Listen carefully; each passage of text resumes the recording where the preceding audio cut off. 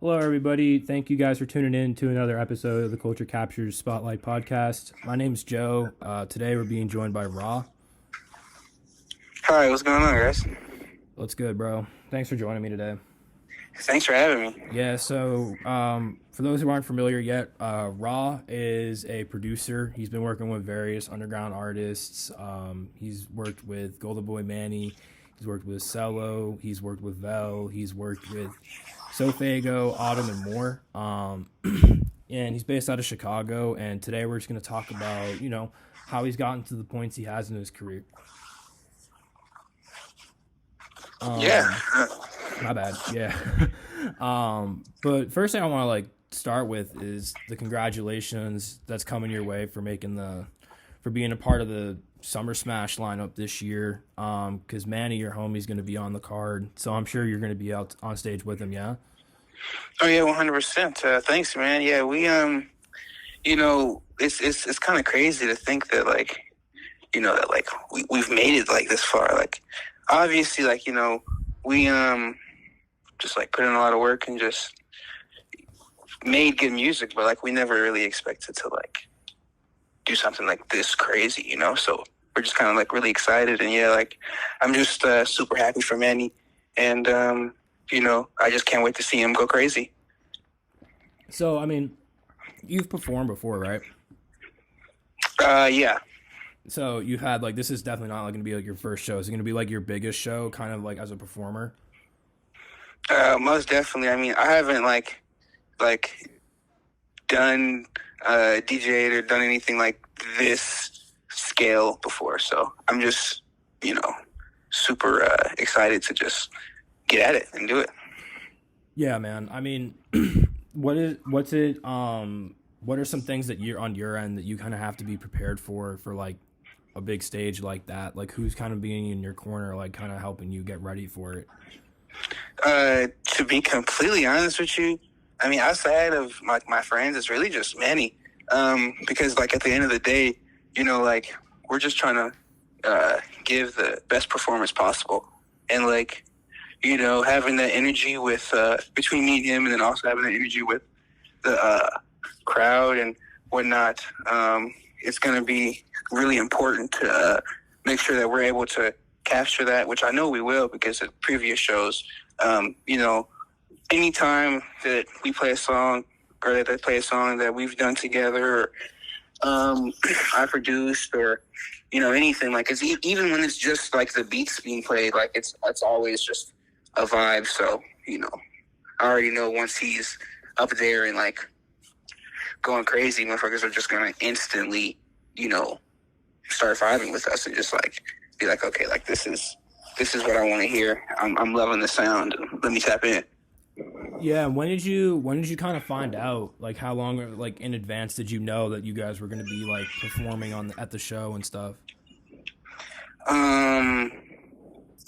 Shoot, it was I'd say a few weeks, probably 2 weeks in advance. I'd say 2-3 weeks. I didn't really keep track, but yeah, it was really crazy because we just didn't even expect it on some it was really just a regular day, and then just I get a text from Manny, and I'm just whoa. Mm-hmm. Yeah, So, I mean, that must have been it's probably been a goal when you kind of first set out to make music. I'm sure kind of hitting, obviously being from Chicago too, hitting lyrical Summer Smash is a big checkbox, off the goals list, I'm sure, as an artist. So I wanted to move into when you first started making music and kind of where that came from, you know what I mean? So kind of what age did you start not putting out music, literally start, fucking around with instruments or FL, whatever it was? shoot, we have to go back super far. I remember when I was really, really young, I think it was my dad got me this keyboard. At the time, I didn't know what it was, but now it's now that I know, it was a MIDI keyboard that had plenty of sounds. It was one of those Yamaha keyboards, but it was super small. And you know, like I would play around with the sounds on there, but like I really didn't know what I was doing at the time. But I enjoyed it. It was cool, you know. It's just like, yeah, I'm messing with the keyboard, making sounds. And then like fast forward a few years, I really want to play the drums. Like I'm in middle school, just really wanting to like get into that sort of thing. Like I want to play drums. I want to, you know, just that sort of thing. And my auntie actually worked at a church, so I would always just like be up there. So I would go into like where they would perform and all that, and there's a drum set. So I would just be back there just for hours, chilling, just like messing around. And I feel like that's really what kind of inspired me to do music. Like at the time, I didn't really understand it, but now that I look back, that's really what it was. It's like, you know, just hearing the sounds and then just like playing what I hear in my head is so cool. So, or like making it. And yeah, and then I mean, if you fast forward even more, you know, I'm sure Manny talks about it, but you know, in high school, we knew each other, and I took a music class, and that's kind of what really skyrocketed everything because, you know, everybody that I was friends with at the time was just like, yeah, like make beats, like, do it. Like you made this one beat that's like kind of cool, and like when people start making beats, they're not this good, so keep doing it.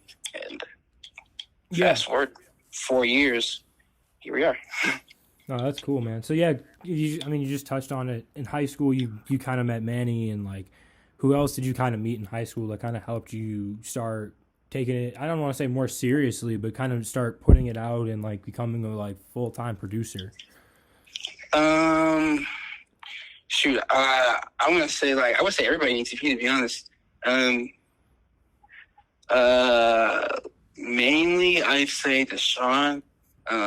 My homie Deshaun, he really like pushed a lot. Like I remember I would go over to his house a lot and we would just like make beats. Like he didn't know anything about making beats or anything about producing, but he would just sit there and just like make beats with me. Just like, you know, we just like he would just be like, yeah, this is hard, like, you know, this is raw, keep doing that or try this, and he would just like just make beats with me. And like he's actually the person that made "Bro, it's not that serious" like the phrase. For people that don't know, he came up with that. He was like, because originally my tag was Ra's God, and then I wanted to change it. He was like, we were just talking. We were talking about changing the tag, and we were just like coming up with phrases, and he just threw it out there. Ra's not that serious, and then that's hard. Yeah, that's hard. Yeah, because I wanted to ask you too, like, where did the whole inspiration behind like the Ra like persona and like character like come from you? Is that just something completely random, or was it really just like not that serious? The Ra persona, well, for people that don't know, my name's actually Ra. Like that's my government. So like there was no like, you know, there was no persona. Like for the long time, I was just like trying to figure out like, you know, what my name would be when I started producing, and like I don't know, it's just I'm way more focused on the music, and I didn't feel like sitting there figuring out, oh, name generator, or hey guys, what should my name be? I was just like, I'm gonna just make it be my name. So just Ra. Yeah, that's hard. And it's cool too because people don't like actually think that's my real name, so it's kind of like a double like cover kind of. Yeah, bro. Because like, I've known you for a while now, right? And like, yeah, I've known you personally for a while, but I've known of you for longer, and it's like that has never came up once that's like your actual name. Yeah, I mean, like people, too. I don't know, people just say like they call me Ra and they just like say it. So I just like, and it's my name, so I don't even think of it. I'm just like, okay, so cool, you already know. No, that's like, funny as hell, bro. I just like I know your friends too. I'm surprised I just like never put that together or like it just came up. Oh yeah, no, people. It's really funny when people find out. do people like laugh like I'm doing? Oh yeah, no, they're really surprised. They're all like just like, wow, like I thought you were just Raw as fuck for coming up with that name. I don't know. Yeah, right. That's funny. But really, it's my OG. That's shut up, man. I wanted to kind of touch base on ETP. I mean, you brushed on it a couple minutes ago. Just kind of like your whole collective. Just I know like Manny's talked about it in like an earlier episode, but if you can kind of just re-explain what it is and like, you know, who's in it and stuff like that. Well, ETP is basically like just it's a collective of different artists, essentially, and like we all kind of do our own thing, but we're all like work together as like family, sort of. And essentially, like it's Manny, Vel, ECP Cam,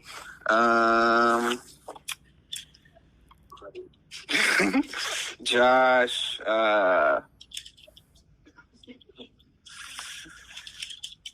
shoot, there's so many of us. It's like I'm trying to think. Yeah, Cello. Like I don't know. Like to be honest, like I don't really like. Yeah, it's like it's an artist collective. I don't really like use ETP as like a way to like kind of describe us all. I kind of just more like it's Cello or it's Credit or it's Manny, you know. Yeah, exactly. But like ETP is just like kind of like the the umbrella of what we are. Yeah, no, it's super raw, and like it stands for exit the premises. For those who don't know, and like I think it's cool because you guys like how I understand it, and like obviously correct me if I'm wrong, but like you guys kind of started it, and like that was the focus. Like you guys were a group, you know what I mean? Like the original 4 and 5 of you, and then like that idea of like let's just focus on ourselves, but like keep this in our back pockets to like use whenever we kind of feel like. And I think it's raw because you don't really see like, you know, my bad for using your name as a fucking adjective, but it is cool to see you guys like having multiple different platforms like to use, especially when it's like, you know, social media is kind of dominant and like you're underground as hell, and like you have that stability with like social media. Can you kind of talk about it a little bit? Like Vel is in the group and like he's got a pretty fat following on TikTok and shit, and like obviously you've been a part of that a little bit, just seeing it from the sideline and shit, obviously being his homie. Like talk about that a little bit too. Well shoot, Vel's TikTok glow up was pretty crazy, to be completely honest with you. It was like really out of nowhere because I'm gonna be honest with you, I'm not like a big social media person, so like, you know, I'm not on social media all the time, so like, you know, I really didn't even know that like he was super just juiced on TikTok until like he told me. Like I'm just sitting down talking with him, he's just like, yeah bro, like I hit 100K on TikTok, and I'm like, whoa, like what? Yeah. And I go and check, and I'm like, yeah, you're going crazy, bro. Like that's insane. And yeah, like yeah, it was really just like it seemed like out of nowhere, to be honest, because like he just started. I remember he started posting videos, and like I would see his TikToks because he would send them to me, but like outside of that, I really didn't like watch it. And then you know, I see one of his TikToks on my For You page, and I'm like, what? And it has a bunch of views. Yeah, okay. Mm-hmm. I'm going crazy. Yeah, bro. I remember one day he popped up on my For You page, and I was just like, oh damn, like, like I know who this is and shit. And then I saw his profile, I was like, damn, that's fucking crazy. Like 6 million likes or some shit or something like that. Like just some wild numbers. But you said you don't really use like social media that much, and like, you know, that's kind of hard to do now. I feel like it's like artists, especially like a lot of them are super tapped in on social media, and like I feel like people expect that, and like you've obviously found ways to be super successful and like get your sound out there and not be so honed in on that. So like, can you kind of like lean into why that is and like how you've been able to go about doing that? Yeah, I mean, to be completely honest with you, the main reason I'm not super into social media is because like I'm into music. Like I'm into making the music. Like, you know, I can sit there and like document on me, because that's like even like the way that I describe it, like I shouldn't be calling Instagram like documenting, like it's because people are just like, oh, I'm taking an Instagram video, blah blah blah blah blah. Like I don't know, to me, like when I'm in the studio with Manny, or when I'm in the studio with Vel or whatever, I'm not on Instagram posting about it. I'm making music with them, you know, like. And if I am recording a video, it's for content that I'm gonna like forget about, you know, in 2 months. Like I don't know. I don't really take the Instagram thing seriously, to be completely honest. It's just like, really, it's a tool to me. You know, it's just like, oh, hi, I'm here. Here's my beats. You know, and like it's cool every once in a while to interact with people that I see as like people like I'm inspired by and whatnot. But you know, outside of that, like I don't go on Instagram every day.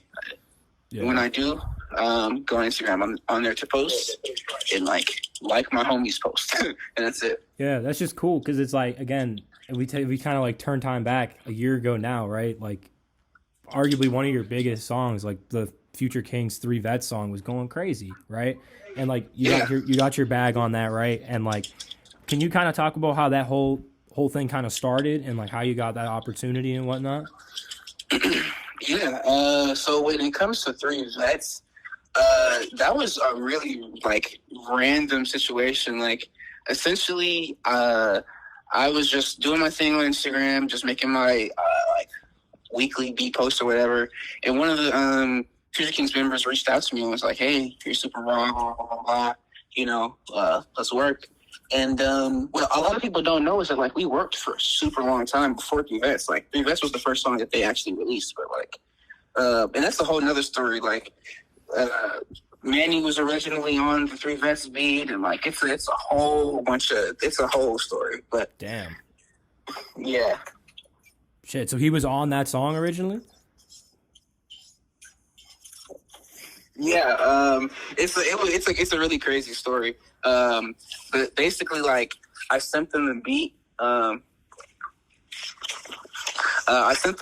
And like, they were really rocking with it, and like, you know, they were just like, yeah, this is raw as fuck, and blah blah blah blah blah, and like, you know, they were already hip to Manny and everything, and like, you know, they were already rocking with him, so they were like, yeah, like, you know, want to get him on the song, and you know, it didn't work out like that, but you know, that was the original story of it. Like, I sent them the beat.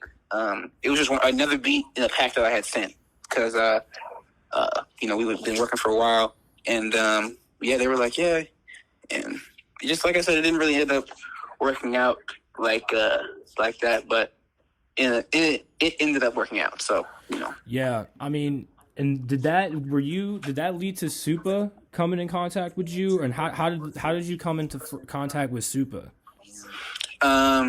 Yeah, Freddie, that's my he's like my mentee / manager. And how I came into contact with him was it's funny. It all kind of revolves back to Manny. I remember we were in LA, and we shot this trailer for like a super old song that we were releasing, and we posted it. And like a few months go by, and I get a DM from Supa Bwe, and it's like blah blah blah blah blah. You're super raw, like.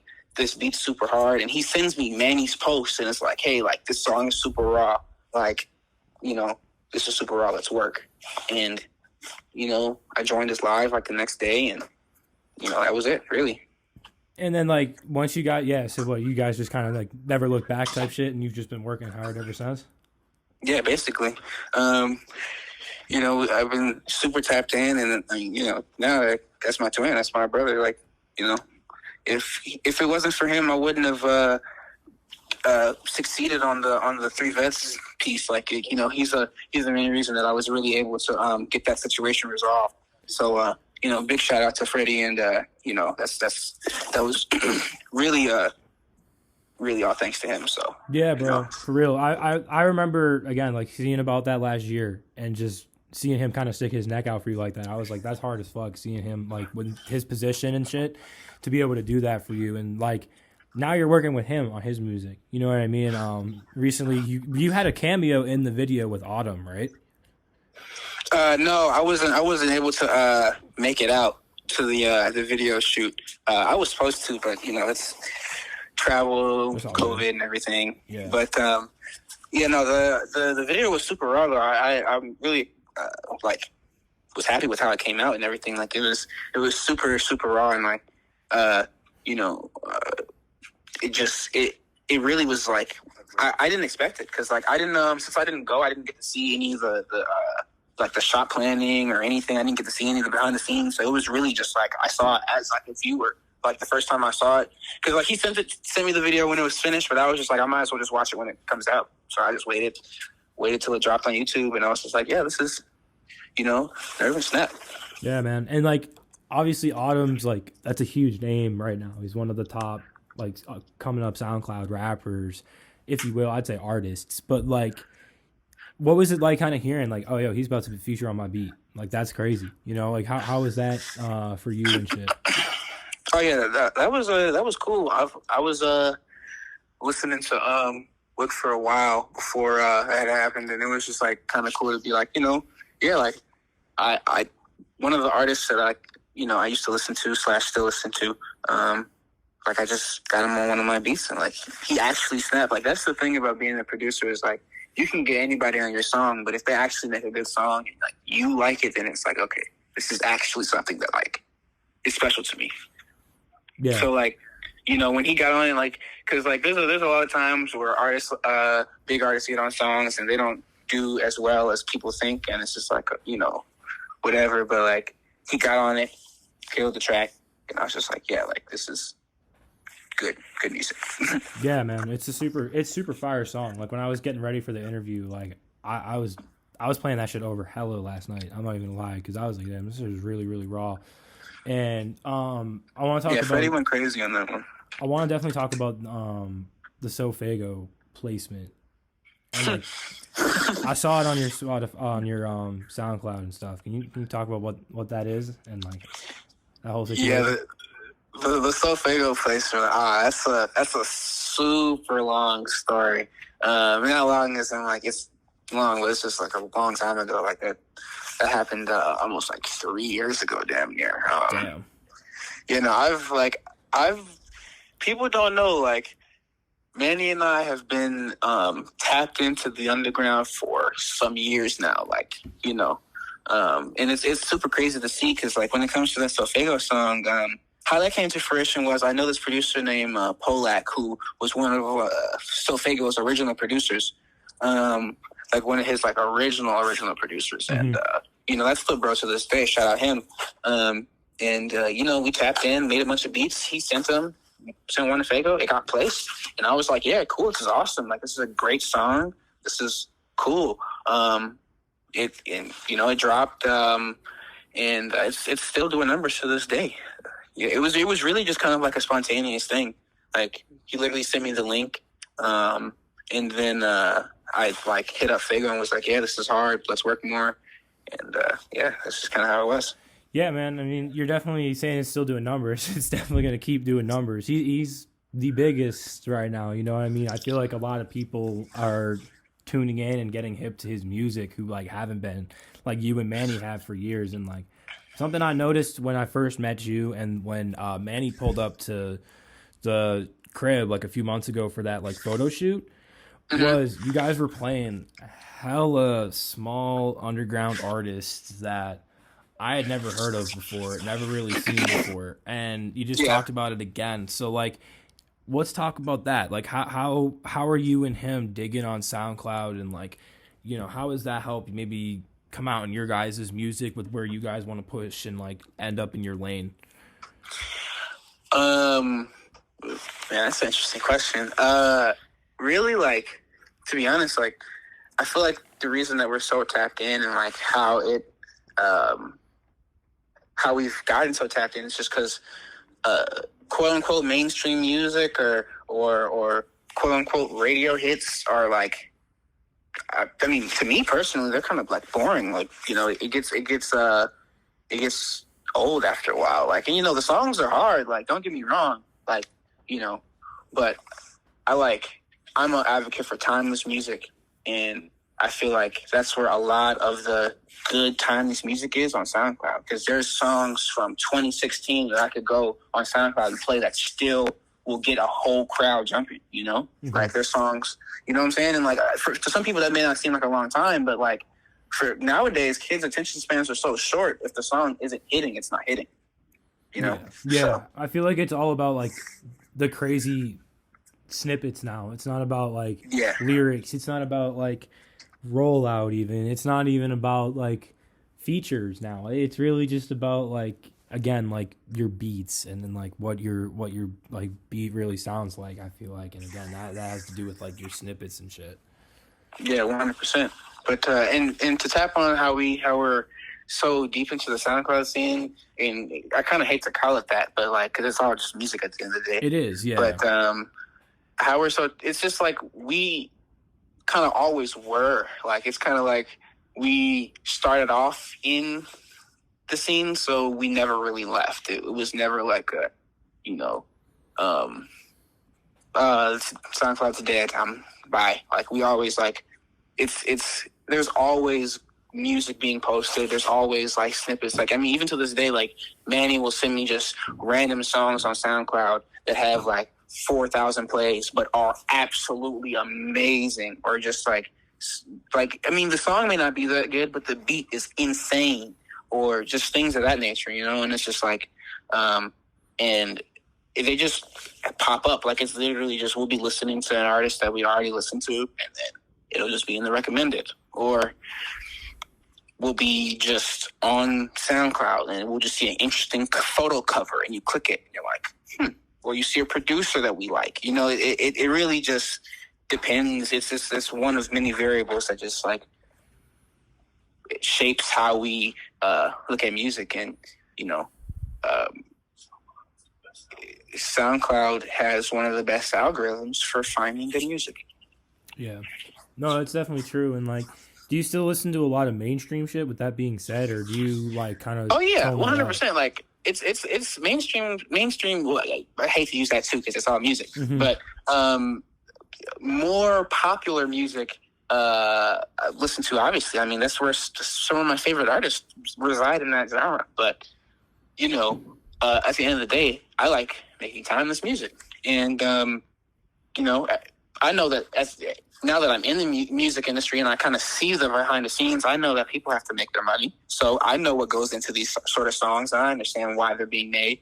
But, you know, at the end of the day, I'm an advocate for good music. And that's why, I don't know if you noticed, I'm not very active on Instagram. I'm not very active on my social medias. I'm steady tapped into the studio. If I'm not at the studio, I'm learning more about music. I'm listening to music. You know, that's just like my thing. Like I live and breathe music. And I really want to make that big song. Not that big song, but that one song that people are going to remember. Like, you know. Yeah. And that's where SoundCloud is a big part of that, because that's where people upload the songs that, you know, are only going to get 2,000 plays, but sound incredible. Mm-hmm. About the studio, like, you got any good stories of, like, I don't know, whoever you can tell really whatever good studio stories you have, and just like some raw sessions or funny shit happening in the middle of the sessions with like Manny or Supa or whoever, you know what I mean? Any of the artists that you've kind of been working with. Shoot. Studio stories, man, it's been getting pretty wild. It was really wild when we were working on the album with Manny. Those sessions were pretty cool. Was that Bet On Me? Yeah, working on Bet On Me was pretty crazy. One of the it's a crazy story. So one of the sessions, I actually like completely destroyed one of the nicest jackets like I got. It's really funny. When we were out in LA, we were shooting the Cadet music video, which is releasing soon. You know, I got some clothes and I got me this nice jacket, really nice jacket. So, you know, we come back and we're at a studio session mastering Bet On Me, and you know, it's like folded up on the table or whatever, and there's a candle lit. And so I turn my back to go into the other room to get some water or whatever, and I walk back in, and like my jacket's like on fire, and like just like I literally don't know how it happened, but like in less than a second, there's just a fat ass hole burnt in my jacket. Damn. But it's cool though, because shout out my mom and my sister, they patched it up, so I have like a custom Supreme jacket now because. You know, my OG and my little sis, they hooked me up. That's crazy. And like, what are some other stories you got? Shoot. You know what's crazy? A lot of the songs that were made, like a lot of the sessions for the songs for Bet On Me were like literally just, hey dude, that beat's really cool. Let me rap on it. I don't really like that beat. I don't care what you got to say. Give me the beat. And then 2 days later, I have a song for Manny. Like the sessions are really spontaneous and like they don't really happen, if that makes sense. Like it's really just like, you know, it all goes back to like real music. Like we don't, you know, let's book 8 hours, go into the session, let's go into the studio, make these songs, and do that. It all kind of just goes back to like, you know, like when we're in the studio, we're there, but for the most part, we're just like, we just either chill at the crib and make music there, or, you know, that sort of thing. So like, I don't know. Studio stories are like far in between, and like the stuff that I do have, I don't really want to disclose that sort of information. So obviously. And wait, real quick, how old are you too? I forgot. This is super random to put this in right now, but how old are you? 18. 18. Jesus, I thought you were a little older. Damn, that's crazy. So did you? How have you been doing with high school? Like, have you been doing high school in this with, or nah? Like, was there just not space? Yeah. When it comes to that, I mean, I kind of finished that like a while ago. It's just like I switched to online and just kind of knocked it out from there. I mean, it was dealing with school and that whole thing. Like, I kind of saw what happened with my friends in that, and like, I don't know. It didn't really. I would say like I wouldn't say it never works out, but it's always on the back burner. Like, music is always the first thing that you know you're thinking about, and like that's what it was for me when I was in school. So I immediately, as soon as I had the chance, switched to online school and just went from there, because I couldn't, going to waking up super early to go to a place that you don't want to go to, doing stuff that you don't want to do, just dealing with people that you're not going to talk to in the next 2 months. Like, it's just all cap. And all I wanted to do, and all I ever wanted to do, was make beats, make music. That's literally like my driving force.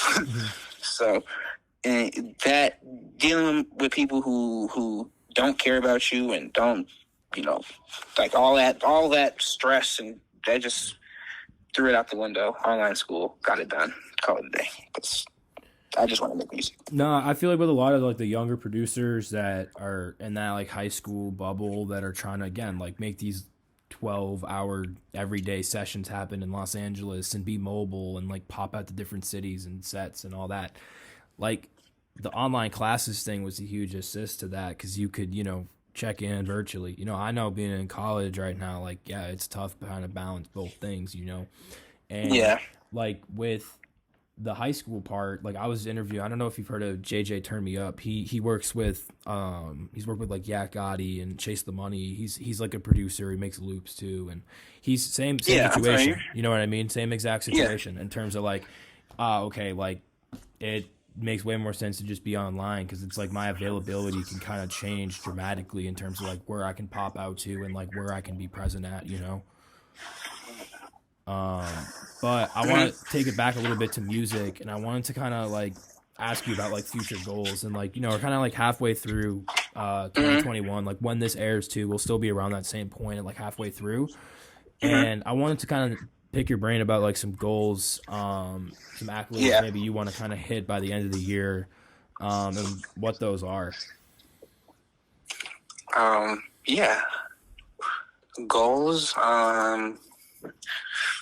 for I don't really like talk about them, to be honest. I really keep a lot of that stuff. You know, I'm not one to like. I don't want to seem like, you know, whatever, but like I'm really like a let's talk about it, let's do it type person. Like, you know, like I'm very like just kind of like a go getter. So like if I can talk about a thing and be like, you know, yeah, I have this, but I'm more of the type to just be like, you know, I want this, and I'm gonna go do it, and I'm just gonna do it. But if I were to say some goals or some things that I have been focusing on, most definitely is getting these next few projects out with Manny.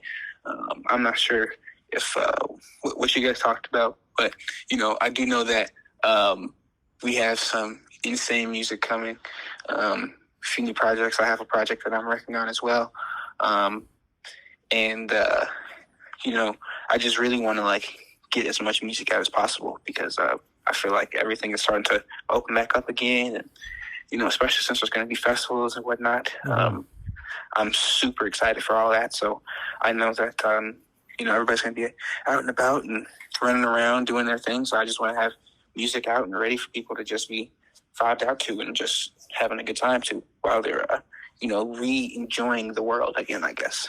Yeah, I'll kind of bring that up actually, because how long were you making music and stuff before, like when the pandemic started and really hit in March of 2020? Like, I shouldn't say it started, but like when it really like reached the United States and was bad in March of 2020. Like, how long were you making music for? So you're saying like when the pandemic hit, how long was I making music and right?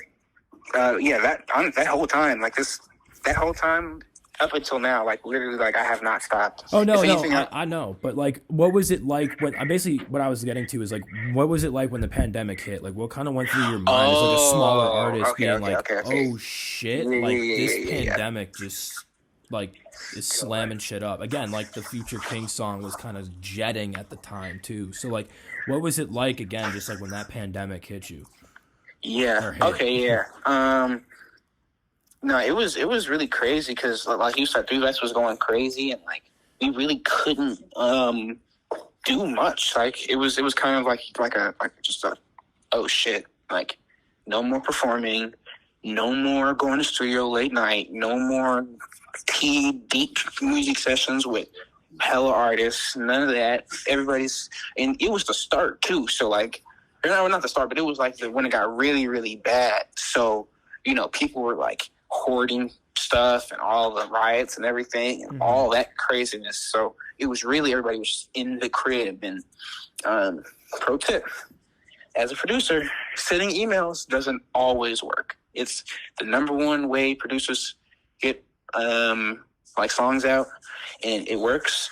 But I'm an advocate for being in the studio with an artist when I make the song, because they can be honest with me and tell me, I don't like the way that clap sounds. I want that lead taken out. Take that open hat out. I can like actually make the song with the artist. Yeah, if you can kind of actually be the full form of an artist that you are too, because I mean, producers are artists too. You know what I mean? Yeah, 100%. Like artist, composer. I mean, like as a producer, you have so much power over how a song comes out, because you at the end of the day, what are people bobbing their heads to? What are they like when they nod their heads, when they make that stank face? What are they making that stank face to? To the beat. Exactly. When that 808 comes in and it hits super hard, that's when people are like, yeah, like, okay, or like even a song that's not that good lyrically, people still gonna bob their head because the beat is going absolutely insane. Right, man. Yeah, I mean, it's crazy because it's like, I feel like with music, like I was saying earlier, like is really about like what you're using in beats now. It's not about like lyrics per se, you know what I mean? Maybe with specific genres in rap, again, it's a big genre, but like I feel like what really is catching and like what really is like a real chunk of the game right now is people just hopping on crazy beats, bro, and like really kind of experimenting with different sounds, different patterns, and like different 808 pat drops and shit. And like that to me is super raw. Is like a fan of people who like put so much time into making sure the beats are 100, and like a fan of just producers in general. Like that shit has me really geeked up. But I want to kind of spin it now to kind of talk about like some personal shit. I mean, producers spend hella time in the studio. You just made a really raw point about talking and working with like artists in the studio versus like, I'm gonna just email you these motherfucking beats. You know what I mean? Like, like really locking in and being like authentic with that creation of this track. 100%. How much has that been like when you first started versus where you are at now?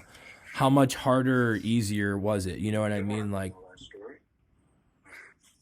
I'd say now it's a lot easier because I'm a lot more comfortable in the studio, and I'm a lot more like, I don't know. I kind of know who I am as a person now. So like it's way easier for me to get into a studio and be like, okay, you don't like that? Cool, let's make this. But before it was really just like I would get in and I would be super nervous first because like I come from an era of producers that sent emails and posted YouTube beats. So I was never in the studio. I was always just the one kid behind the laptop or behind the... See, that's the thing. I didn't have a laptop. I had a desktop. So I couldn't even go to the studio because I didn't even have a laptop. Like, that fun fact, I made 3 vets. I made Pong. I made Band-Aid. I made a bunch of Manny songs on a desktop computer that no longer works. But, yeah, like, I couldn't, go to the studio. So I was just trapped in the crib. And that's just kind of how I got started. That's wild, man. And, and kind of transitioning into the studio was really hard because, to be honest, that's what Freddie helped me out with a lot, too. That's one thing they don't teach you in music is, like, studio etiquette. It's like, it's a small thing, but very, very important. It's just like knowing how to carry yourself, knowing how to, and obviously it just seems like just act normal, be cool. But like some people really don't get that or understand how to do that. And like I said, like at first it was very just nervous, like, oh, hi, my name's Ra, blah, blah, blah, blah, blah. Oh, you don't really fuck with this? Oh, okay, let's try and make something else. But now it's really just like, what's good? I'm trying to become cool with you on some personal shit before we even try and make music, because if I get to know you as a person, we can easily just bounce ideas back and forth instead of it being like, I don't really like that hi-hat, and then it coming off like weird or whatever. But if I just know that when I talk to this person, that's how they talk, or like that's just how they move around, then it's just like, okay, whatever. But if you're just working with someone on some instantaneous, let's just hop in the studio, I don't know who you are, but we're just trying to make music, it's going to be kind of hard to collaborate easily. So anytime that I'm in the studio with an artist, I always try to like talk to them, get to know them, that sort of thing. Like, where are you from? Like, blah, blah, blah, blah, blah. Like, how did you even get into music? Do you like producing? Do you play the game? What animes do you watch? That sort of thing. Just like trying to actually get to know them as a human just makes creating so much easier. Okay, so yeah, you mentioned anime, and I was gonna ask you, like, you're busy as hell, you're in the studio a lot. What do you kind of do besides music? You know what I mean? Like, what kind of other hobbies you got? What other activities you be on that's not like, all right, I'm making loops today and beats for like 12 hours for Manny or whatever? Oh my God, trust me, I'd be in the studio making beats 12 hours for Manny, trust. Yeah. But when I'm not just locked in, there's literally like 4 things I do. Play Apex Legends, watch YouTube, because I'm gonna keep it real. I'm not a big please pass that, thank you. I'm not a big like movie watcher. Like, I watch movies in theaters, but obviously with the pandemic, I ain't been to no theaters. So, like I said, not a big movie watcher, but I do play a ton of Apex Legends, ton of Warzone, and one of my favorite pastimes is cooking, to be completely honest with you. I love cooking. Okay, so what can you cook? I make a mean lobster mac and cheese. Ooh. Okay, so you're not fronting at all, because, like, well, first of all, I'm from the East Coast. Lobster and seafood out here is questionable for me, because it's like y'all aren't on the ocean. You have a lake. See, that's the thing. I know how to cook seafood really good because another surprise, I'm not from Chicago. Oh, so where are you from? I was born and raised in Louisiana. Wow. So when did you move out here? Well, that kind of I was always out here, to be honest, because my dad is from here and my mom is from Louisiana.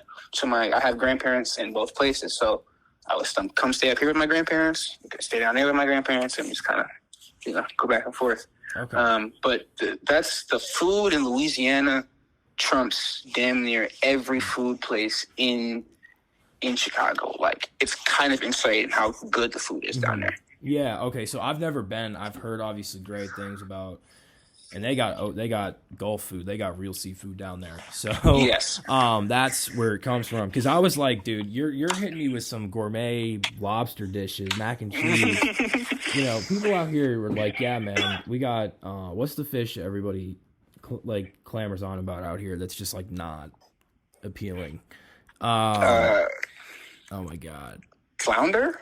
I think like just some shit. It's like not. It's like freshwater fish. It's not saltwater fish.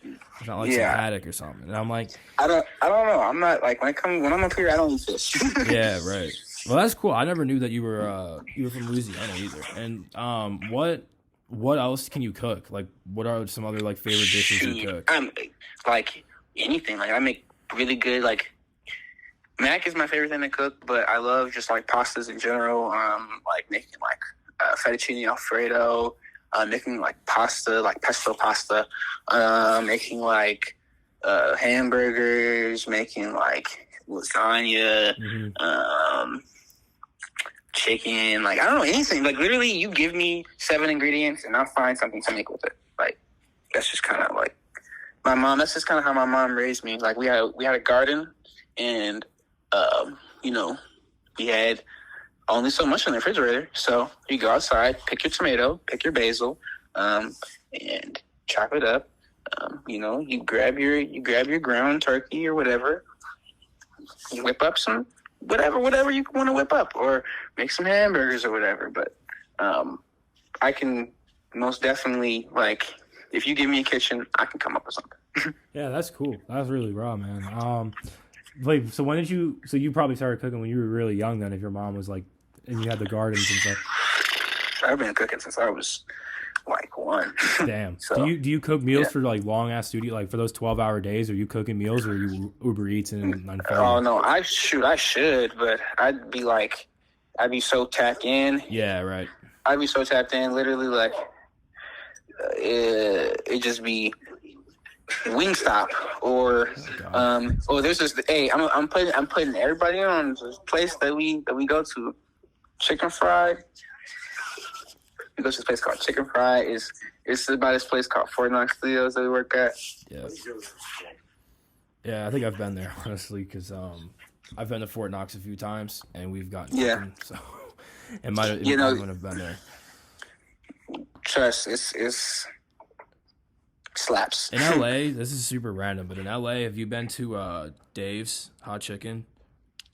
No, but I swear to God, we drove past there. That like the smells that was erupting from that place. You need to go, man. You need to go. Stop. Like when you go out there, bro, you need to drive by again. You need to find parking. Everyone needs to get out of the car, and they need to pay the $13 it costs for that chicken. You need to get it mild, and you will thank me later. It is so good, bro. It is probably the best pieces of chicken I've consumed in my lifetime.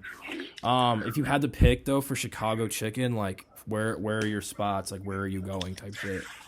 All right, I'm probably gonna get a lot of backlash for this, but I'm not gonna cap. The places that I go to for Chicago chicken is Raising Kingz.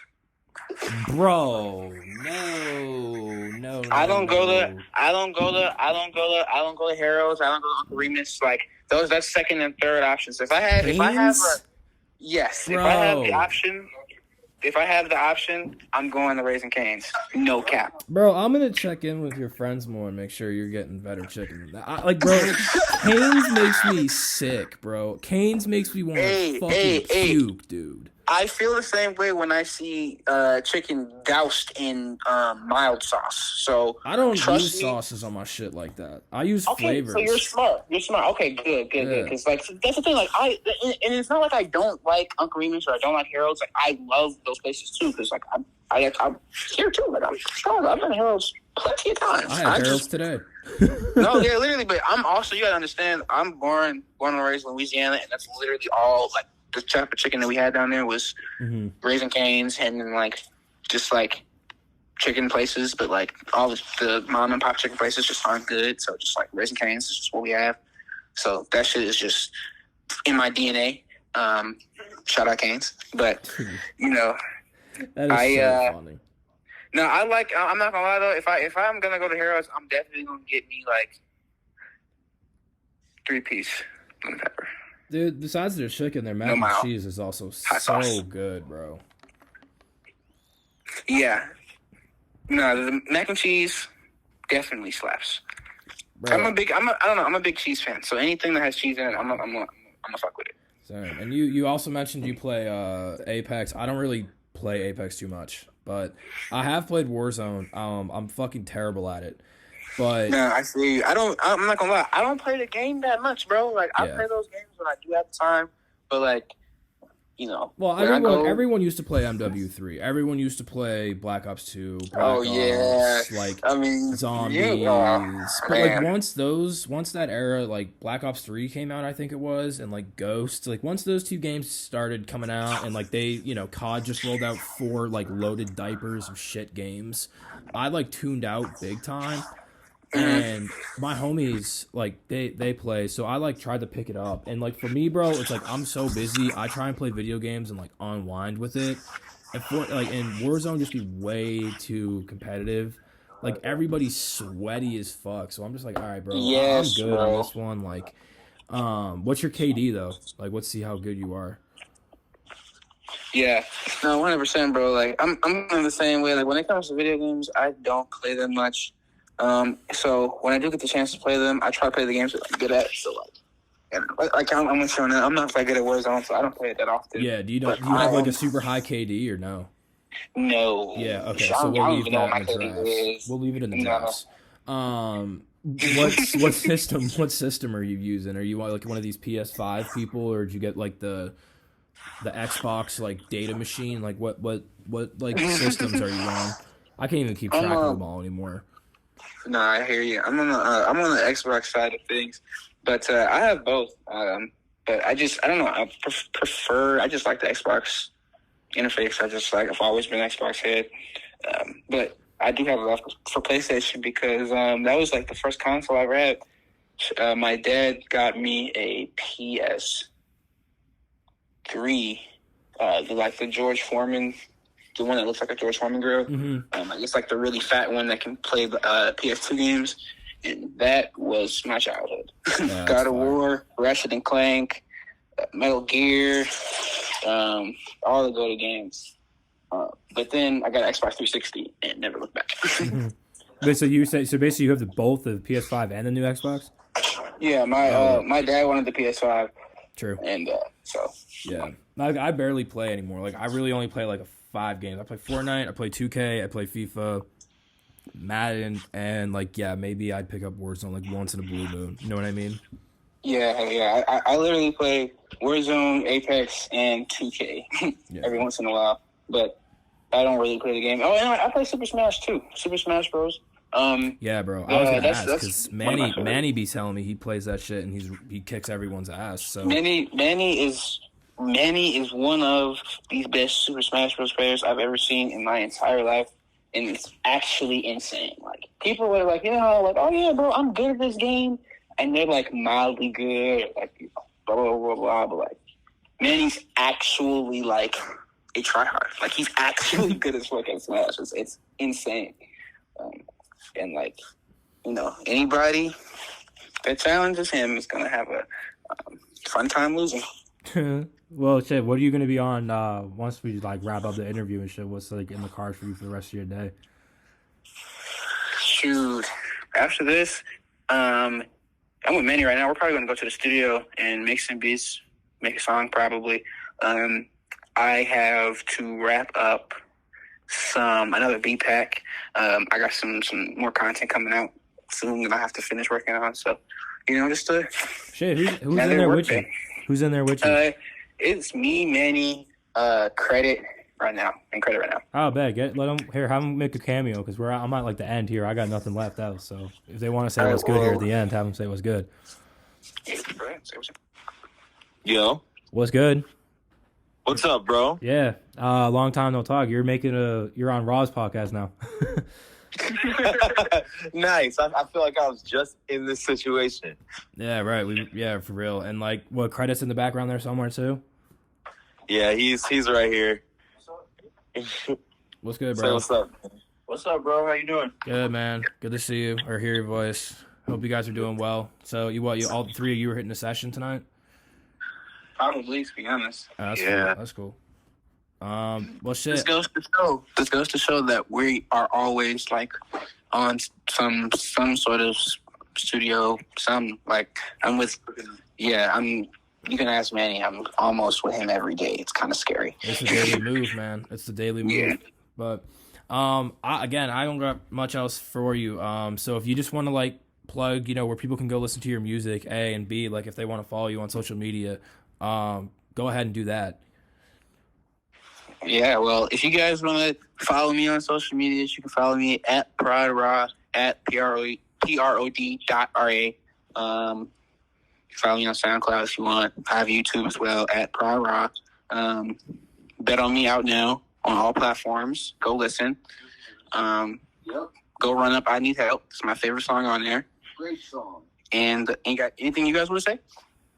That's my favorite song too.